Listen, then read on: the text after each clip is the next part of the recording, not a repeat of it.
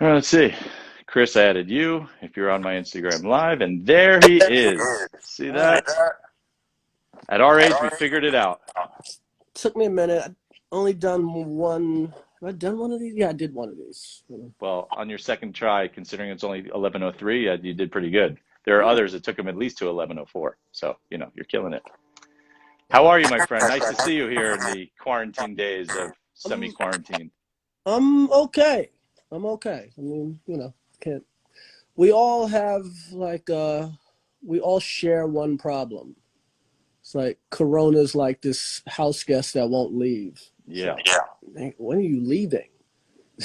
We've always had problems where there's an end in sight, in theory, right? Like even a great fire in California where it's like eventually it's going to go out. Eventually, yes. It's just a question of when at this point. And I was talking to some people earlier, and it was like, that one thing that humans really hate the most is uncertainty.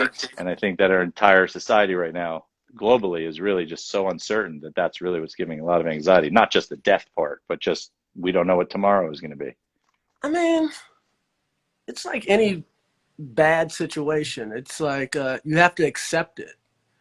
And once you accept it, it's like guys going to jail. It's like once you accept your bid, then your bid will go by faster. Right. But if you're fighting it, like I shouldn't be here. Well, yeah, you're gonna be there for life. Right. Sometimes when it's a life sentence, I wonder if it's easier than like that 3-year sentence, kind of like the 3-hour plane ride versus the 10-hour plane ride. Like on the second hour, you're going nuts, but on a 10-hour, you could just kind of chill till the 8th hour, 9th hour. Yeah, but you got to accept it. You know what I mean? Like, yeah. If we accept that this is how it's going to be till at least Valentine's Day. Right. Like, really, like it's not at least Valentine's Day. It's crazy how human beings think that a virus is on their time. Right? Yeah, it's not on your time. Are we that ignorant? It's gonna get worse. You can't be too careful.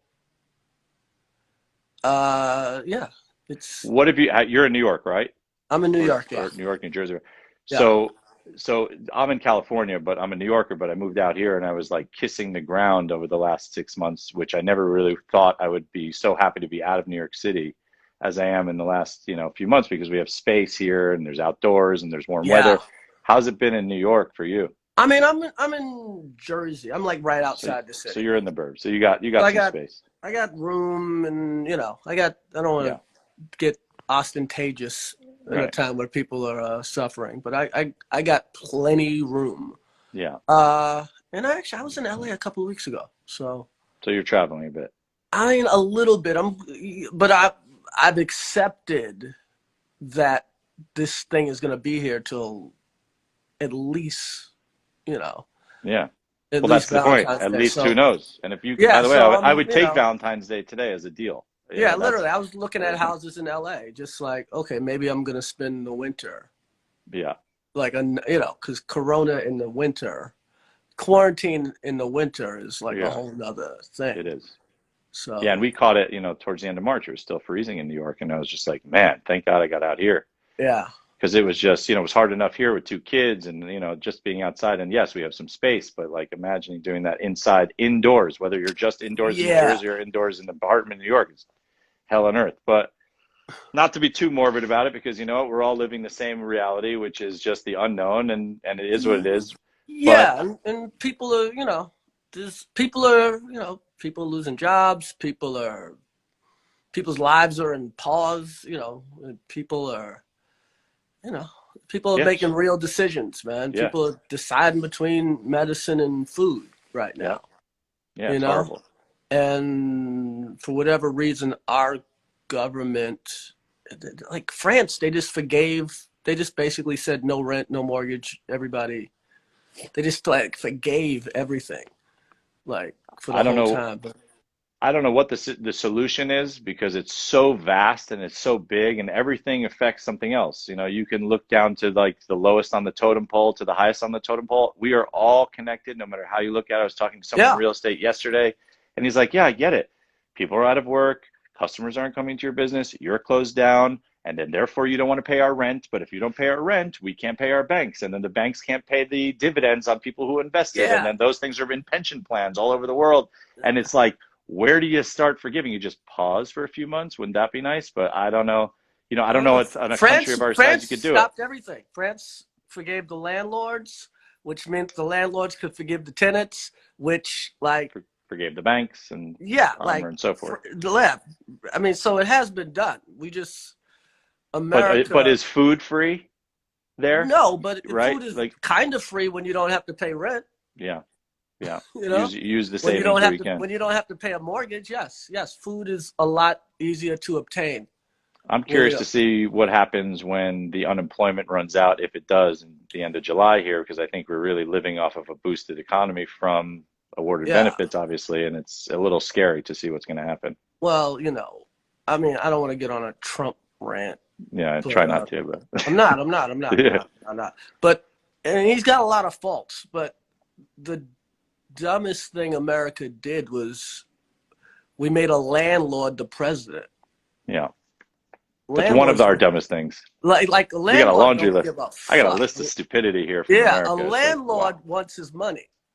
When a woman and her two children go, "Hey, we can't pay the rent," the landlord goes, "Hey, let me get some boxes." Like Right. that's what a You're out nice tomorrow. landlord does. Right. So we we got a landlord running the country. So yeah, A landlords landlord want slash their reality money. president, reality Yeah, star. So, you know, landlords like want their money. So same. hey, this is where we're at. It's Uh, frustrating, but I'm good. My family's good. Uh, it's like things I'm ashamed of. I used to complain all the time about having to take care of my family, like being that guy. yeah, And now in this time, I'm like, I literally get on my knees every day and thank God I can take care of my family. yeah. Like The most cousins and basic thing that you can do. you know what I mean? I got a lot of, I can like take care of my family. I can help out my friends. I can, like my bubble. I can like Yeah, basically help everybody ride this out. And yeah, I used to really complain about it. It was like, oh, everybody comes to me. Now I'm like, you know what? God did this to you for a reason. yeah. And God gave you the gift that now you can really give back and take yeah, care of people. yeah. It's the So most basic necessities at this point. We're like, I used to think about all the things in the beginning, like, oh, we can't travel, we can't do this, we can't do that. And meanwhile, I'm like, thank God we have a home. Thank God we're yeah, able to man, eat. Thank God we're healthy. got a And then home everything and else seems to be a lot more simple. I got room and this brother's at whatever, man.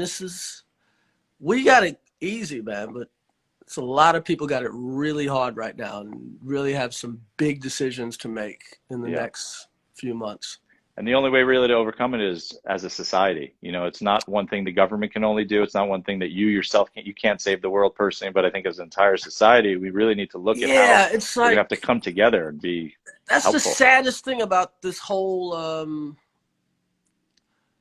the whole pandemic. It's like it didn't. I mean, right now, LA's on fire, Arizona's on fire, Florida, Texas, and it didn't have to get this bad. But you know, I thought we lived in one country, but evidently we live in 50 different countries. Yeah, And if, the powers that be decided to act as one, we could have been out of this thing by now. We could have yeah, literally been living kind of normal lives. But, we're a team. And yes, if you would have instituted laws or rules for the whole country at the same time, yes, it would have affected some states unfairly. yeah, But that's what happens in a team. Yeah. Sometimes Michael Jordan gets more shots. Yeah. Than John. Some are on the bench until they're needed. Yeah. And Horace Grant has to set picks. Like sometimes things have to be uneven. Yeah. For the team to win. It's a very good analogy. America was, for whatever reason, Trump did not view it as a team. You know, people are going to die. Yeah. Lots and you of look at like Texas and Florida. Die. Yeah, we're not affected. And not even die, man. Just like I got relatives I talk to, you know, that are just that the coronavirus is just terrorizing them. Yeah. Because they're like in a building and then somebody on the floor over them died and somebody under them died and they hear ambulances and sirens going by. Like people are like really being like traumatized by this. But yeah, man. No, it's sad. It's really sad. It's unfortunate that it's taking hindsight to maybe get this out of, oh, now Florida, now Texas, now the states, like, even Arizona, who was like nothing. The arrogance of human beings, and I agree with the lack of leadership as being as one. The team is the perfect example. It's like, okay, so you couldn't just sit on the bench. You had to like get yourself in there. Somebody's got to sacrifice shots. Somebody has to not like we just that's how teams win. And the but goal you know what? is the to team win. Wins with a good coach. And you know, people always talk about the big star of the team. No, it's really coming down to leadership. It's management and bad management here. It's horrible mess. So we got we got 50 countries, not 50 states, 50 countries. Do you think, because now when you look at that map and it's completely red with, rising cases and all that stuff, that do you think now we have a way out as a result of just we had to go all the way to the bottom of hell essentially to come back out? I mean, you still have to play as a team. It's still, there's never a way out until everybody sits down and gets on the same page. Yeah. You can lose 100%. Forever. The whole analogy, like in sports, well, it can't get any worse. It can always get worse. Yeah. I hope it doesn't, but I know it can. I hope it doesn't. I agree. It can always get worse. That's the sick part. Always, it can always get worse. Let's hope it doesn't. Let's hope it doesn't. Let's be positive. So. All right, thinking positive. I want to switch gears for a second because let's switch gears. Not only it's been very therapeutic. I just came from my shrink. Oh no. I'm very shrinked up. You could lay back on the couch if you want. Just make you feel like you haven't. As a matter of fact, I did 2 shrinks and then you. So are you doing the video conference? Yeah. I did a shrink in a group and now you. So all right. So let me take it back to childhood, Chris. Let me take it back to childhood. Yes. I'm not even kidding, actually. I really you have to. It's all about childhood. Your whole life is about childhood. It is. And the experience you've had as a young child, different from other people, how it affected you, where it influenced you, and all that stuff. I've always been curious, and the reason I like doing this is because, A, I'm an admirer from afar. Of course, I'm fortunate that I've gotten to meet you in person many times and even sit and have dinner with you on a few occasions. Hey, I cherish one of the nicest restaurants in New York and LA, but New York, that outside that patio, I've celebrated some momentous occasions there. Having your crab, I know you love the crab. Having my soft shell crab. Soft shell's back in season, coming up. Soft shell's crab. I have my. I was getting ready to say something. I was getting ready to sound like a rich guy. My housekeeper just made me some soft. It's all right. You know what? To be a rich guy and being taking care of people is not a bad thing. It's just like, it's what you do with it. And I think you've been amazing. But what got you to be a rich guy? And rich doesn't necessarily mean money. I'm not talking money. I always say rich is not about money. Rich is about options. Rich is about options. But when I look at you, you have options in life? If you can only do one thing, that's very, it doesn't feel free. Yeah. So rich is about options.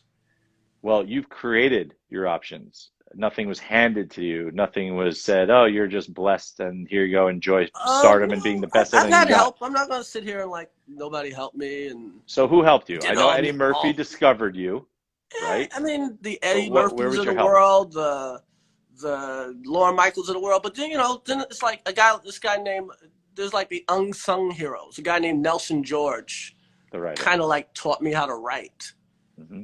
and exposed me to like, good films and stuff. Like a friend of mine, Lewis Hamilton, like exposed me to like, like quirky, weird, exposed me to Kubrick, Mm-hmm. and when I was like a kid in Bed-Stuy, I'm watching Dr. Strangelove Mm-hmm. and weird Woody Allen movies and stuff. So there's like, there's the obvious people, and then, there's the other, there was a waitress that used to work at the comic strip named Francesca that just told me how arrogant I was one night. It was like, and like, I try not to be arrogant. I try like to work on this ego thing. There's lots of people, lots and lots and lots and lots. It's got Andre Harrell, who just passed. Rest in peace. Yep. Keenan Waynes was like a great mentor guy. Always, give you 5 minutes and answer your questions. Yeah. Damon Wayans, mm-hmm. by the way, taught me literally everything I know about being a stand-up. Lots of people. You talk about arrogance, and I found that arrogance, which I also have been accused of being throughout my career in life, which I've tried to overcome, but there's something about arrogance that gets you on that stage in the beginning. There's something about arrogance that gets you out there. But it's like a dance you got to walk, man.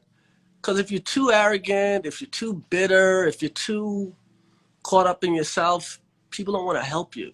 Yeah. People don't want to reach out to you. People don't want you around. Mm-hmm. You know what I mean? People don't want you around for experiments. Yeah. Like, you got to like really, there's a few assholes in show business, but not the really successful people, not as many as you would think. It's funny, like Chevy Chase has always been referred to as the biggest asshole in show business, but he's an exception. He's so great. Yeah, but this like most like really successful people that I've met are, first of all, they know exactly who they are. Mm-hmm. They're very, just genuine and, giving. And so, you got to give to get.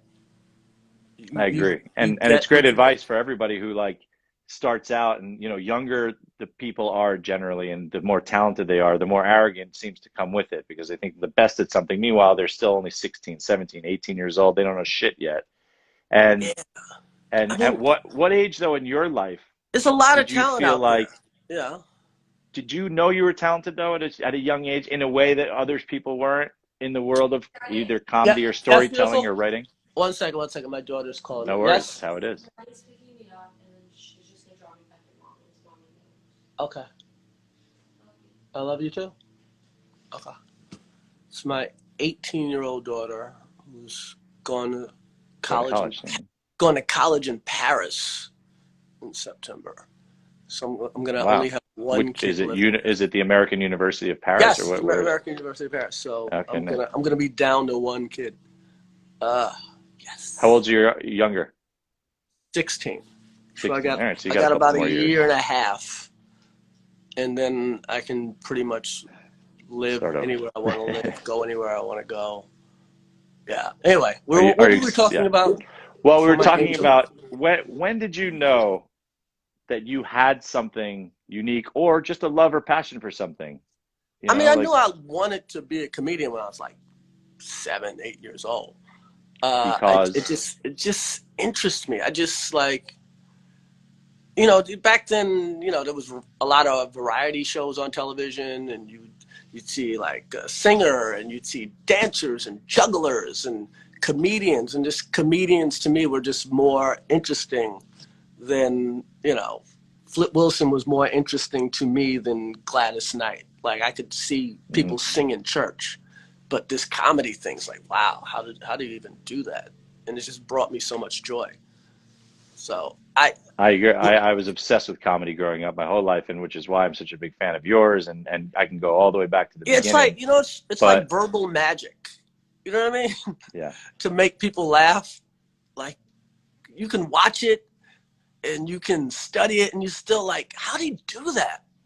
How do I was what I felt that you've always what you've done so well in such a like an incredible way is that, you know, you've taken comedy, which obviously most comics or a lot of comics do have a really creative way of turning a mirror on ourselves and pointing out the obvious things that we do on a daily basis that we don't necessarily articulate in a comedic way.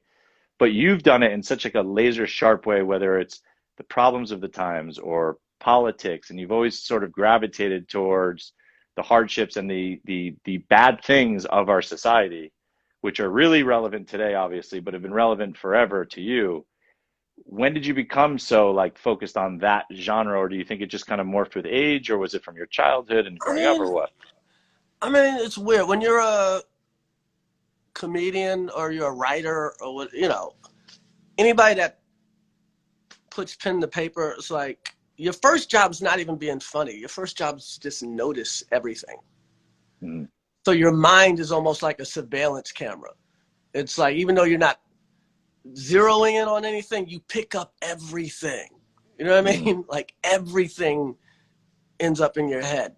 And yeah, I just realized like I was good with patterns. I was good with seeing like, ooh, this person did this and this person did this 3 weeks ago. And then 5 people, before I know it, I realized 5 people had said something or acted a certain way. I was like, oh, I can make a joke about that. You Mm. know what I mean? Like finding like the patterns in human behavior. Yeah. And if you But can that's do an art that, form, and then and to do that to make it where it's actually funny to other people, not just to you, is a yeah, talent. I mean, in once you its of realize itself. what you're talking about is universal, Hmm. you're like, okay, it'll probably work. It'll Yeah, probably get a laugh, you know? I love when you talk about liars. You're a liar. You're a Liars. liar. You're a liar. You're not. You're not real. That's not your Uh, hair. That's not your fingernail. It's my favorite. oh, that one. I don't even know There's if you. so many favorites of mine of yours, like you know, but the the comedic the comedian of itself forever has been politically incorrect, and that's where you can get away with it because it's in the kind of wrapping of comedy. Today, however, it seems like that is a even bigger challenge than ever before. What you can and can't say now, even in comedy, does that make Man, your life more difficult, or does it inspire you to push the envelope more? you know, a lot of good art's made during censorship. You know what I mean? It's like, I don't know. Has it affect Dave? Not really. You know, it's, I don't know. I don't think about the censorship that much. I mean, yeah, I people mean, get, you hosted the Oscars, like big things like that, like, you know, to be able to do that or not be able to do that now because of things of the past coming back and haunting. It's kind of a scary time for comedy, I felt like. It was like disappointing to me to see all those kind of reactions to comedy specifically. I mean, if it's funny, it's undeniable. It cuts through all of that stuff. Yeah. So I don't know. I don't really worry about the censorship. I mean, did I just go habada habada? I wish. It's weird because a lot of the censorship is coming from people that don't respect comedy to begin with. Because if you really respected comedy, you would realize the audience is always right. And I've never seen a comedian continue to do a joke that doesn't get a laugh. Sure. Like you don't have to tweet me. You don't have to DM me to tell me something's not funny. I'm listening. Yeah, I just And felt when like the the audience dangers of doesn't today is that laugh, you're, I don't yeah, you ever want to know, do it again. but nowadays with social media and the way things go like wildfire, you work on one joke in one place, it could be in like to 10 people and it can go worldwide and offend all these people. And next thing you know, you're Yeah. apologizing on the news the next day. It's just a great, to me, it's just it's a sad part of the times, I mean, even though I you know what? understand the I guess value of it's it. a younger guy's problem. It's like the way I look at it is like I have a relationship with the audience. Hmm. And the audience, and me and the audience, we've literally been dating for 30 years. Yeah. And we have a shorthand, and the audience knows what I mean. The audience Hmm. knows how I feel. And I'm not really, as long as I'm true and honest with the audience, I'll Hmm. be fine. You know, Agreed. All worrying right. Well, that's a about, good point of view, yeah, I mean, the surest as way to opposed to break walking on up, eggshells. yeah, just like the sure, I mean, you're married. It's like surest way to mess up your marriage is worrying about what people outside of your house think. Right. You know what I mean? Totally. And that's how I feel about my relationship with the audience. It's like I have a relationship with them. Like boo, you know how what's that old John B song? They don't know about you and me. They don't know about this here. Like, Yeah. so I got a relationship with the audience. Bill Burr has a relationship with the audience. Dave Yeah. Chappelle has a relationship with the audience. And yeah, if you're not in that relationship, yeah, you might see something out of context and get offended. You know? Yeah. But Totally. No, I mean, remember, me and my audience, we're good with this. I've been there for the 30 years, so I agree with that Yeah. 100%. And speaking of 30 years ago, did you know New Jack City and that Pookie role would be such a big deal or no?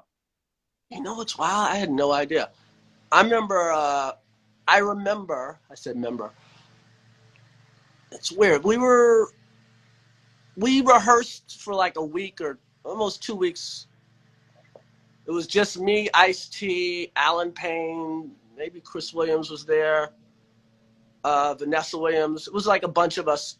We were in rehearsal like whatever, 2 weeks without Wesley. Hmm. I'd never seen Wesley. I didn't see the Major League movie. I kind of knew him from the Michael Jackson Bad video, right? So I didn't know if he could act or not. Willie Mays Hayes, great Right. role. So we're doing rehearsal, and then Wesley comes in and sits at the head of the table. Now, while we're doing rehearsal without him, we're like, not that we thought the movie was bad, but we just thought it was a job. Hmm. We just thought it was a job, and okay, we'll be done with this. And I was getting scaled. I was like, okay, maybe I can get a down payment on a Corvette or whatever. It was literally like Right. 88 or 89, right? Yeah. Wesley comes in, sits at the head of the table, and starts reading Nino Brown. And me and And it's Ice-T like, looked at each other, and me and Al, we're like, oh shit. We're about to be in a motherfucking classic. hmm Like, this guy is amazing. Like, it yeah. was like Marlon Brando sat down. Hmm. And as soon as he started, it took us, everybody realized how good they had to be. Like, when Nino sat down, Yeah. yo, it was, yeah. Talk about the So, greatest names in the movie. Nino Brown, G Nino Money, Brown. Pookie. So, yo, it's not that I knew it was going to be a classic, but I knew we were going to be heard. Yeah. And it's Yeah. weird. It's 30 years later. It's the biggest movie I've ever been in. It is And I'm people sure still that's the one that still people call me talk to you. Pookie. Pookie. Yeah. Yeah, I get Yeah. called Pookie all the time. Guys used to like It's bring fine. me crack. They used to try to like give me crack. I'd be at a club and like Yeah. like Yeah. You're just real like, drug thanks, I'll dealers suck are your like, dick. hey, take some of this. I got something for you, and be like crack in my Unbelievable. like okay. Then I'd That smoke it. was And it such was a. great. Did you feel like that movie was a pivotal point in your career, or it just like kind of developed over the years and time, or was Saturday Night Live something more like special? And then hindsight, you look back and you're like, those 2 years or 3 years, whatever, was incredible. And then you got fired or left, whatever the hell the story is. Like, was that the blessing New in Jack's a disguise you weird needed? thing. It's like I wasn't sophisticated enough to know how I wasn't sophisticated enough to know how good it could be for my career. Yeah. Okay, I was really about partying. I was really about drugs. I was really about a lot of things. Mm-hmm. So, yeah, like I knew I was famous after New Jack. Like, I don't think I took the subway for like 20 years after New Jack. Right. You made it. Yeah, ooh, I can get into any club Right. pretty much anywhere in the world. Like, that was like my concern. So, it's weird. It's a lot of my career. I could have, if I was sophisticated, I could have done a lot more with that part. I remember, here's a weird one. Right after New Jack, Julian Schnabel You know Julian Schnabel. Mm-hmm. I Yeah, think the he artist. wanted. Got I a think great he pink wanted me to building in play. Manhattan. I think he wanted me to play Basquiat. Like it was talk of me playing Basquiat. All right, you ever see That that would have been movie great. with Jeffrey Wright? I mean, Yeah. Jeffrey Wright's Yeah. amazing, and he's Yeah. much better actor than me. But I was, again, I didn't have the sophistication. I didn't even know who Basquiat was then. You know what I mean? Like I didn't know who Schnabel was. I didn't know who Basquiat was. I was really from Bed-Stuy. I was really like this. You know, I was just a crackless pookie. You know what I mean? Yeah. I get it. But you grew up in Bed-Stuy in the height of the rise of hip hop, which that in itself is like an incredible time to be alive in rise that of hip and hop, watch that. rise of crack. I saw crack. I saw hip hop. I used to hang at the Albee Square Mall with a Big Daddy Kane and Bismarck and you know. Yeah. Like, Did you open for Run DMC or something? Huh? Back in the day. Did you have something to do? Were you on tour with Run wasn't on DMC tour or at Run something? DMC. It was weird. I was supposed to tour at Run DMC, and at the last minute, either Russell Simmons or Leora Cohen like kicked me off the tour. Like I never even made it. Right? They hired this other guy. His name was Chris Thomas. He used to do a lot of impressions. He was really good out of DC. And I ended up doing the Heavy D tour. I ended up spending the summer. Another rest in peace. I loved Another rest in peace. Personally. Andre Harrell liked me and asked me if I wanted to open up for Heavy D. So I spent the summer touring with Heavy D and then Albie Shore. So you were one of the boys. Heavy D. Yeah. So I did Heavy D, Albie Shore, Keith Sweat, and I did Terrence Trent D'Arby. I spent like basically 2 years on the road with like, you know, not rock stars, but R&B stars. And yeah. It's amazing. Yeah, it shaped and then I assume you got to meet a lot of those. Yeah, for sure. I mean, the Russell Simmons, the Andre Harrell's, the Puff early on. Yeah, then Biggie comes Puff, in. It was like literally Puff would be at me, Puff, Mary. We'd be like in Brooklyn, like outside of Andre Harrell's office, like waiting for him to like throw crumbs our way. Like, like, hey, it's incredible. Yeah. Did you get to meet Biggie or no? Yeah, I used to see Biggie all the time. Biggie used to live. I used to see Biggie. There's a McDonald's on Fulton and like Fulton and Flatbush. Mm-hmm. Fulton and Flatbush. I see Biggie there every day. Every single day, Biggie would get there. He'd be sitting shotgun. Lil C's would be driving. So yeah, I met Biggie a bunch of times. Or they would eat at Mike's. There's a place on DeKalb Avenue that they would come by for breakfast, and Biggie would get, fish, grits and salmon or whatever. I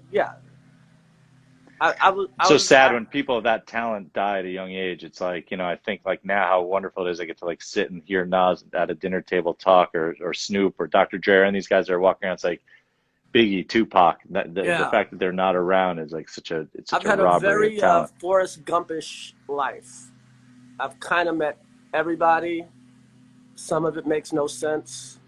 I mean, I know you were at the White House a bunch of yesterday. times for Obama's I actually, birthdays, right? I'm brag. I'm not gonna say why I talked to these people, but yesterday I talked to Biden and Kanye at different like that's my life. Yeah. Well, listen, yes, you're in that world. So how were those White House? I mean, I heard because Cassidy, who's actually going to come on after this for a second, who DJ'd those parties, said it was just mind-blowingly cool. To be at the White House. Yeah, I was at the last White House party. It was great. It was incredible.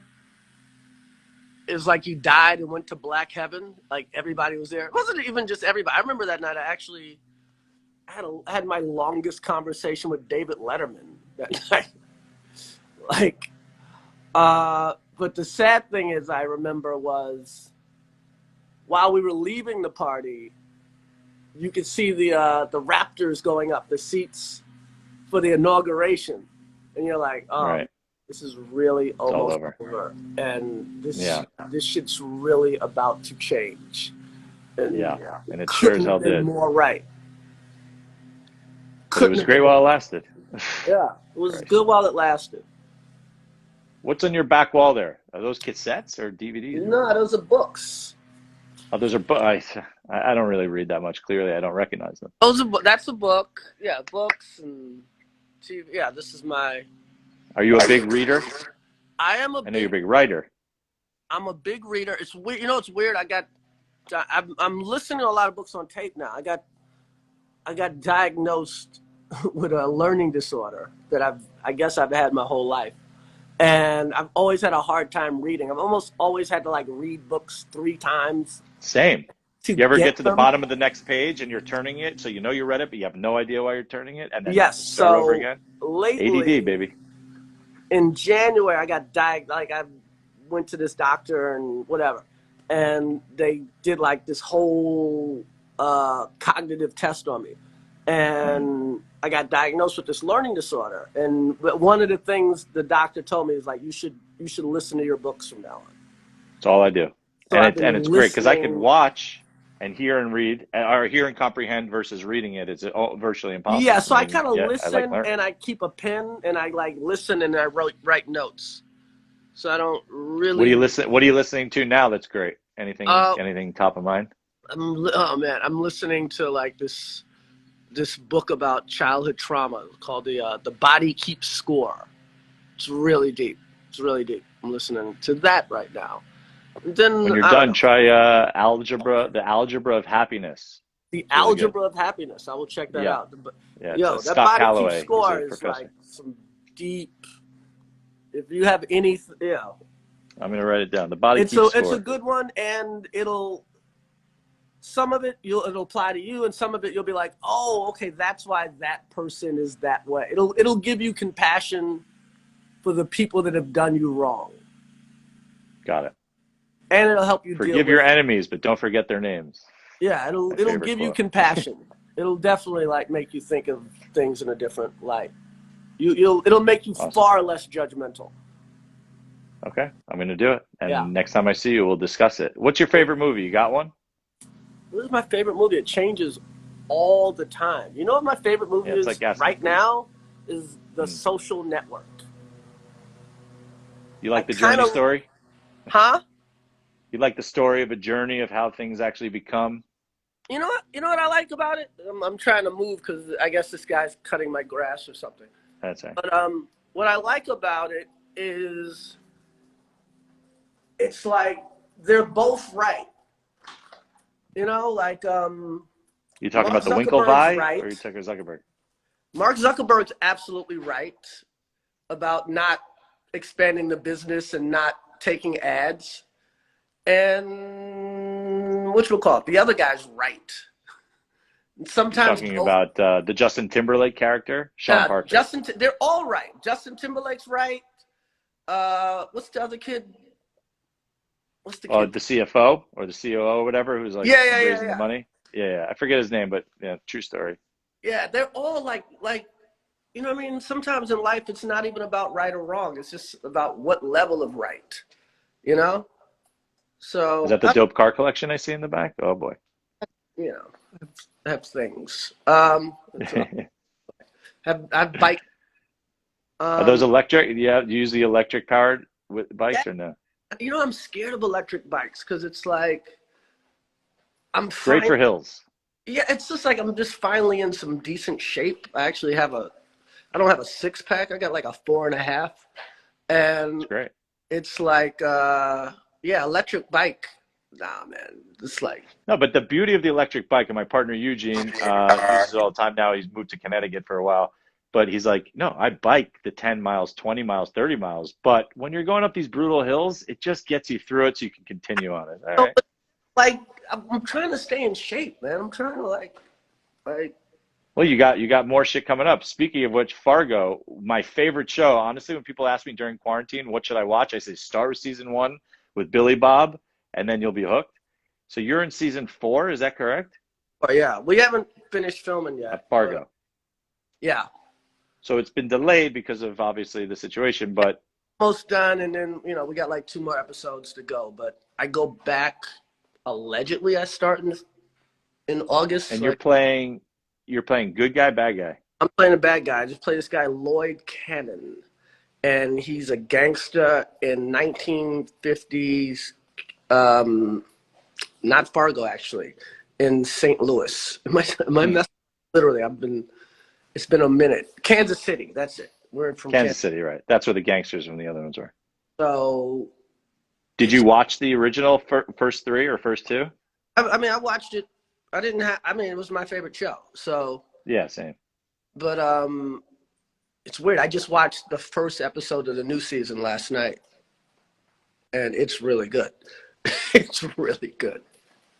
The way they start those shows and those series are amazing with the true story, and it's been changed. I mean, I guess a little bit of bullshit, but still, it's just the way they do those shows and the cinematography of all of them is really like on a whole nother level. It's kind of amazing. I hope we can get to finish it because it's not playing. Have you watched Handmaid's Tale? Great. It's amazing. I love it. It's like, you watch the Mark Ruffalo thing? with him like investigating Dark Water or something? No. He just did this HBO movie where he plays. It's him. He plays two parts. He plays. It's basically he's twins and his twin brother's schizophrenic. And it's on HBO now. It's on HBO now. It's like I always watch it. But he throws down. Wow. He throws down. It's so good.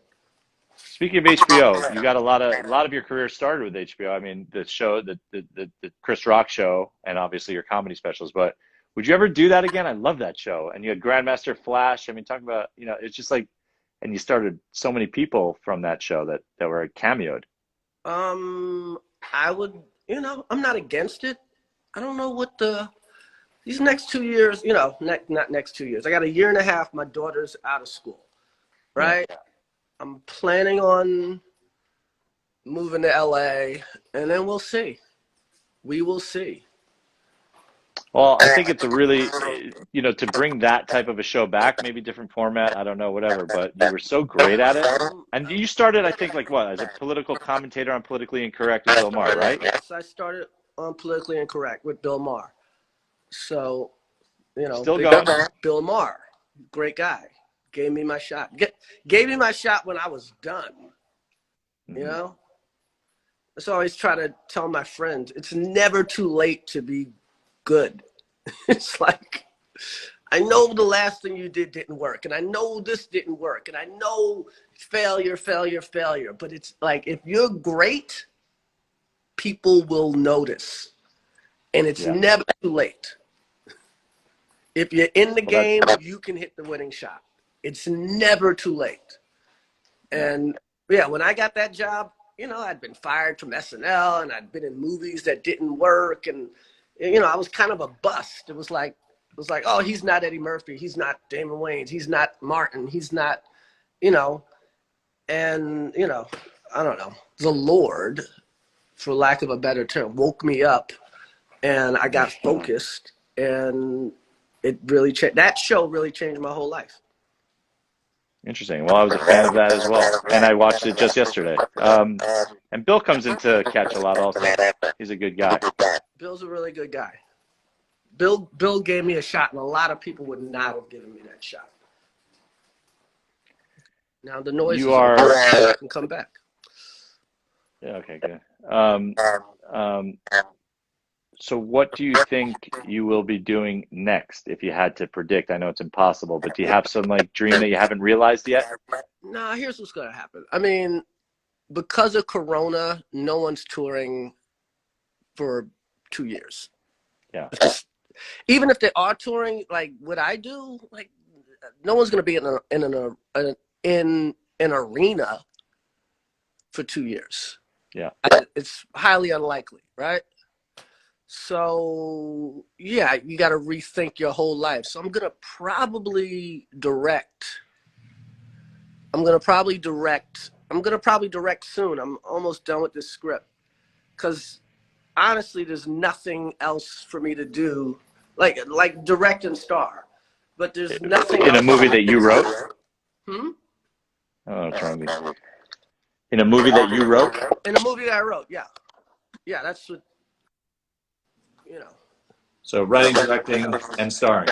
6 hours of therapy a week helps you focus. So yes, I've finished a script and finished one script and almost finished with another script, and yeah, shit's, yeah, because it's not, you're not, I can't tell jokes. There's no, you can't really have an audience. So, but you have a Netflix deal for a second show? Yeah, so I owe them another special, and yeah, but you know, right now you got to be live. You got to be, you know, you got to have an audience. Yeah. So you don't want to see it without an audience. So I'm gonna finish Fargo, direct this movie I wrote, and yeah, let's keep it moving. Well, I'm really looking forward to it. Thank you. And I appreciate your time. Hey, anytime. You've been very good to me. You've been very good to my family. I'm always treated well at church. Well, it's my honor to do that and to be able to speak with you today, and I appreciate it. I look forward to seeing you in person. When you come out to LA, let me know so we can grab dinner. All right. Yeah, definitely. All right. Thank you, Chris. Be safe. Be healthy, my friend. All right. Be good. I appreciate it. Good to see you. Woo! Put on my glasses. There it is. They make you look good, too. I like the black ones that you used to wear. Yeah. Next week. All right. Good to see you. So that's Chris Rock, who is undoubtedly one of the most talented people alive, and I hope you enjoyed that. And really quick, we've got 10 minutes left. I have a quick chat with my dear friend DJ Cassidy. If he joins in, then I'll get him on. If he doesn't, then he is screwed. But he just did something called Pass the Mic that was on Twitch last night, and I wanted to talk to him about it and see what he plans to do with that. Big shout to Tim Cash also. I see you on there with his Twitch show, which has been really terrific. Excuse Twitch, I meant Quibi, sorry. And let me grab DJ Cassidy for a second.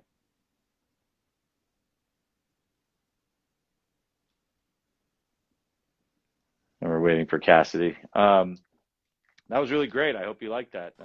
Chris is so great. Hi, Cassidy. How are you, my favorite? Hi. That was so great. You like that? I see you got your pink resort sweatshirt, which should be mine because you said you were going to give me one, and yet here I am wearing green without the word resort. Well, I'm half there. I haven't sold these yet, and I'm putting in a huge order on Monday, and then I'll have plenty for all my friends, and I'm going to start selling them. That interview was amazing. There were so many parts of it I wanted to like scream and be like, no, continue that part. I know, but you want to cover a number of things. And I understand. Time, so, I wanted to get to you, but I mean, I could have talked to him in detail about, just being in Brooklyn at that era. It was just amazing. It was so great. And I mean, he talked about the last party at the White House, but the first party at the White House that I did was Obama's 50th. Mm-hmm. And I'll tell you a story. I'll try to give you the 60-second one. Someone comes up to me as I'm about to go on stage at Obama's 50th birthday at the White House and says, Stevie Wonder would like to talk to you. Like asking me if that's okay. Where were you sitting in the White House when this happened? So I was in the Red Room, the famous Red Room, right, which was the green room for the artists. Right. So if you're looking at the White House, it's the last window on the left was the parties. Like this is as real as it gets, the White House. Someone comes and says, Stevie Wonder would like to talk to you. I'm like, okay, as if they're asking me if I would like that. Right. Stevie comes up to me. Literally, the president is on stage right over there thanking people for coming. Stevie's like, I want to jam with you, okay? And I'm like, yeah. Okay. He's like, I want to do Signed, Sealed, Delivered. Will you drop a beat? He walks on ahead of me, not realizing I'm not on stage yet. Obama's still announcing. And Obama's like, oh, looks like we have a special guest. And I'm thinking, what beat could I loop? That's the tempo of That was a good Obama impression, by the way. Oh, thank you. I'm thinking, what beat could I loop? That's the tempo of Signed, Sealed, Delivered. He sits at the keyboard.